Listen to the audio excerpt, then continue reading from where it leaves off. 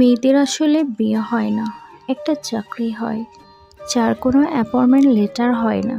শুধু মহা ধুমধাম ও বিশাল আয়োজনে হাজার লোকের সাক্ষী নিয়ে অনুমতিপত্র পাস হয়, যার কোনো দরখাস্ত থাকে না। মেয়েদের আসলে বিয়ে হয় না, একটা পার্মানেন্ট চাকরি হয়, যার কোনো প্রমোশন হয় না, শুধু কিছু দায়িত্ব পালন হয়।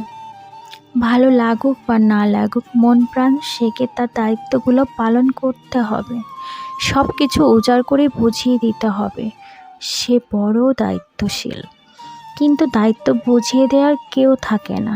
মেয়েদের আসলে বিয়ে হয় না, চমৎকার একটা চাকরি হয়, যার কোনো বেতন হয় না। নিজের কিছু ইচ্ছে পূরণের আশায় কখনো যদি 2-4 টাকার প্রয়োজন হয়, ওটা পেতেও হাজার কৈফিয়ত।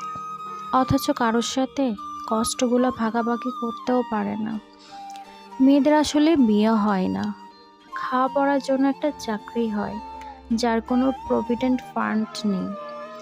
ফান্ড বলতে নিজেকে তুচ্ছ করে সবাইকে আগলে রেখে সবার মন প্রাণ জুগিয়ে চলা, নিজেকে টিকিয়ে রাখা।